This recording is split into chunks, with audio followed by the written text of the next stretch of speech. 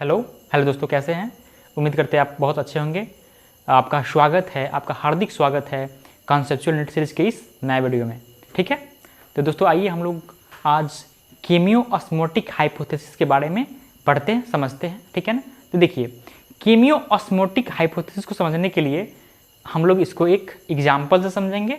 तो देखिए, समझिए जैसे कि 3 आदमी हैं, ठीक है ना। एक का नाम है क्लोरोप्लास्ट, दूसरे का नाम है माइटोकॉन्ड्रिया और तीसरे का नाम कीमियोस्मोसिस है। ठीक है ना। देखिए, जैसे मान लीजिए पहला आदमी है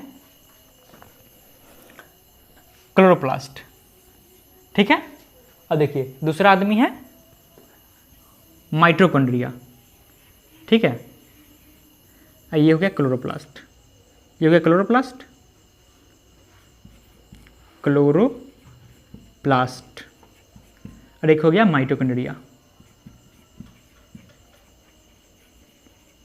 ठीक है। और एक आपको हो गया कीमियोस्मोटिक, कीमियोस्मोसिस नाम का एक आदमी हो गया, ठीक है। ठीक है, अब देखिए क्या होता है, इन तीनों में क्या कन्वर्सेशन हो रहा है, बातें चल रहा है, ठीक है ना। देखिए दोस्तों, इसमें क्या होता है कि ये आदमी आता है क्लोरोप्लास्ट के पास और माइटोकॉन्ड्रिया के पास, और इसको एक स्कीम के बारे में बताता है। क्लोरोप्लास्ट को और माइटोकॉन्ड्रिया को, ये इंसान जो है कीमियोस्मोसिस जो है, कीमियोस्मोसिस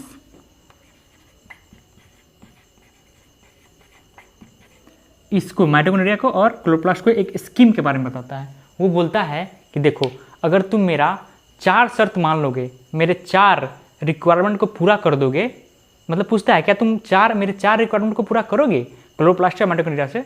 तो माइटोकॉन्ड्रिया और क्लोरोप्लास्ट उसे क्वेश्चन करता है कीमियोस्मोसिस से, भाई हम तुम्हारा क्यों बात माने, हम तुम्हारा रिक्वायरमेंट को पूरा क्यों करें, हमको इससे क्या फ़ायदा है। तो बोलता है कीमियोस्मोसिस कि देखो भाई, अगर तुम मेरा बात मानोगे, ठीक है, तो हम तुमको एटीपी देंगे, एनर्जी देंगे, ठीक है। तो देखिए, फिर इसके चेहरे पर, क्लोरोप्लास्ट और माइटोकॉन्ड्रिया के चेहरे पर मुस्कान आ जाता है, ठीक है, कि हमको एनर्जी मिलेगा। एनर्जी अगर मिलेगा तो बहुत सारा काम कर पाएंगे हम, बिना एनर्जी के तो कुछ भी नहीं हो पाएगा ना पूरा। अगर मेटाबॉलिज्म को हम लोग को कंटिन्यू रखना है तो उसके लिए एनर्जी चाहिए, ठीक है, एटीपी चाहिए, ठीक है। तो क्लोरोप्लास्ट और माइटोकॉन्ड्रिया मान जाता है, बोलता है ठीक है, तुम अपना शर्त बताओ, ठीक है ना। तो देखिए, अब हम लोग देखते हैं कीमियोस्मोटिक हाइपोथेसिस का शर्त क्या है, उसका रिक्वायरमेंट क्या है, ठीक है। तो देखिए,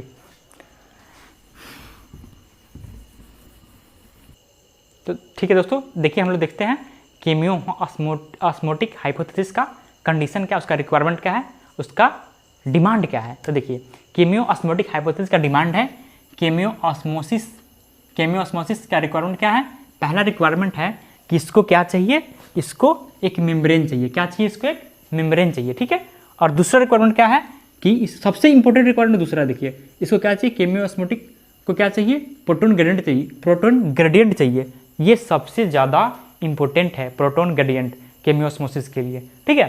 और देखिए तीसरा क्या चाहिए, प्रोटॉन पंप चाहिए, और चौथा क्या चाहिए, एटीपी सिंथेज एंजाइम चाहिए, ठीक है दोस्तों। तो देखिए, अब हम लोग क्लोरोप्लास्ट के अंदर कीमियोस्मोसिस हाइपोथेसिस को देखते हैं, ठीक है। तो देखिए, ये जो मैंने फिगर बनाया है, फोटो है, वो किसका है, थाइलाकोइड मेम्ब्रेन का।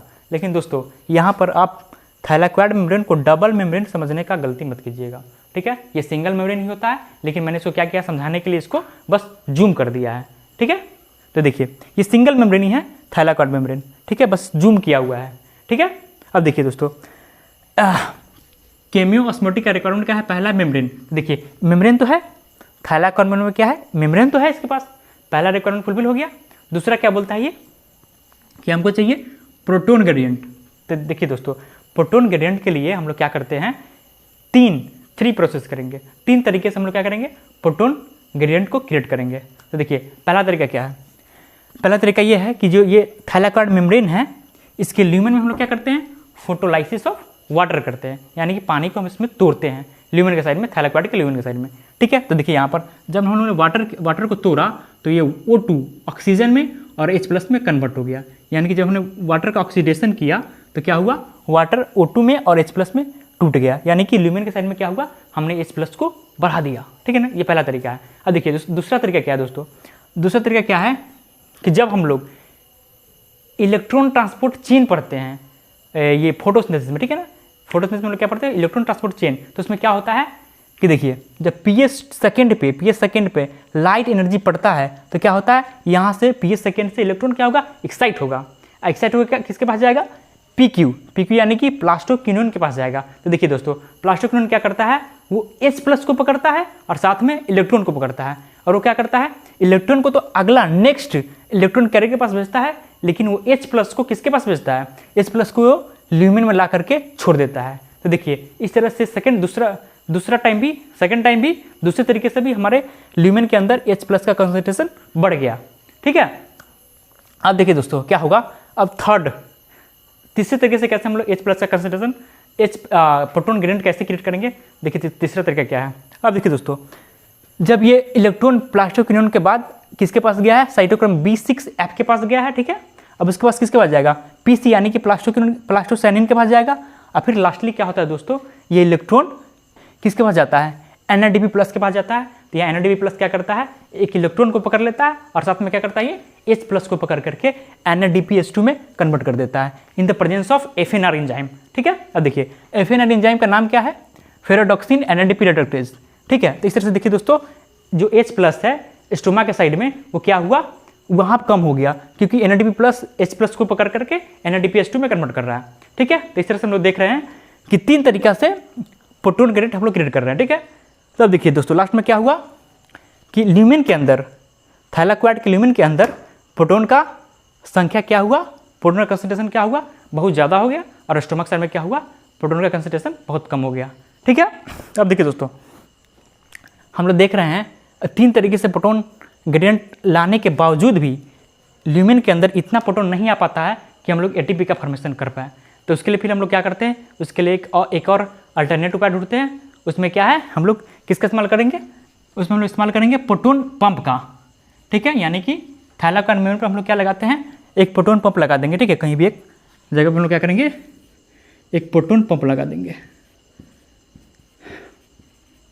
ठीक है दोस्तों, तो देखिए प्रोटॉन पंप कैसे काम करता है। तो देखिए दोस्तों प्रोटॉन पंप एक्टिवली काम करता है, यानी कि ये काम करने के लिए आपसे एनर्जी लेगा, ATP लेगा। ठीक है, तो ये क्या करेगा, स्ट्रोमा से प्रोटॉन को पकड़ेगा और कहाँ फेंक देगा, ल्यूमेन के अंदर में ये प्रोटॉन को फेंकेगा। तो इसमें क्या होगा कि ल्यूमेन के अंदर में प्रोटॉन का कंसंट्रेशन बहुत ज़्यादा हो जाएगा। ठीक है, यानी कि लगभग मान लीजिए प्रोटॉन का ल्यूमेन के अंदर में बाढ़ आ जाएगा, प्रोटॉन का कंसंट्रेशन बहुत ज़्यादा हो जाएगा।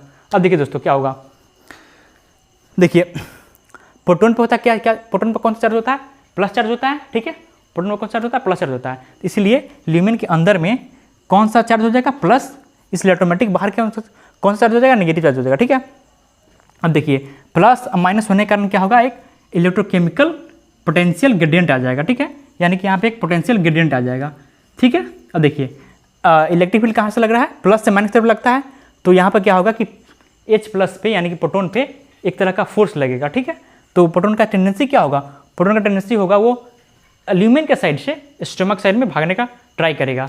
लेकिन क्या है कि प्रोटॉन पे पॉजिटिव चार्ज होने के कारण, ठीक है, वो पोलर है ना, लेकिन ये जो मेम्ब्रेन अपना वो होता है नॉन पोलर, लिपिड बाइलेयर का बना होता है।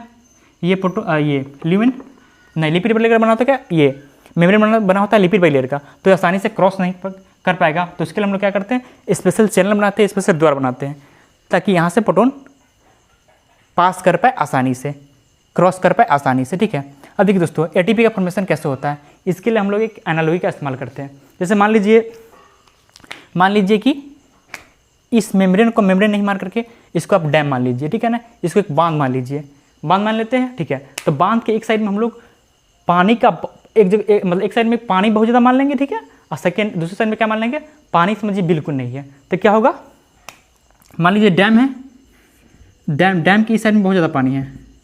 ठीक है, और इस साइड बिल्कुल पानी नहीं है, खाली है बिल्कुल। ठीक है, तो टेंडेंसी क्या होगा पानी का, उस डैम को क्रॉस करने का। लेकिन क्या करेंगे हम लोग, उस डैम को पानी को क्रॉस करने नहीं देंगे। उसको क्रॉस करवाना है तो हम लोग क्या करेंगे, एक स्पेशल गेट बनाएंगे।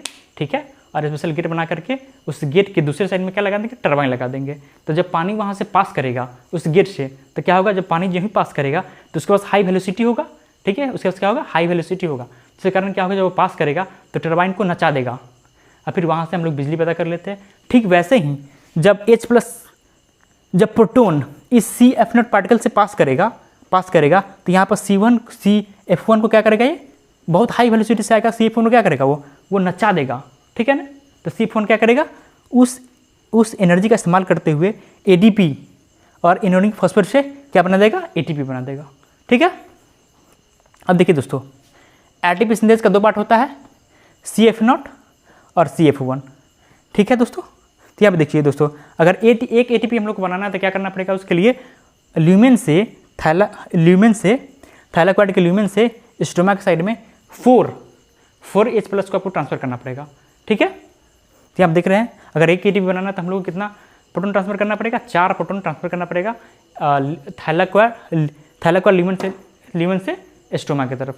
ठीक है। अब देखिए दोस्तों, अगर ल्यूमेन के साइड में H+ कंडीशन बहुत ज़्यादा हो जाएगा, H+ कंडीशन क्या होगा, बहुत ज़्यादा हो जाएगा, तो यहाँ का pH क्या हो जाएगा, बहुत कम हो जाएगा। ठीक है। तो ठीक है दोस्तों, आज के लिए हम लोग इतना ही रखते हैं। बहुत बहुत धन्यवाद।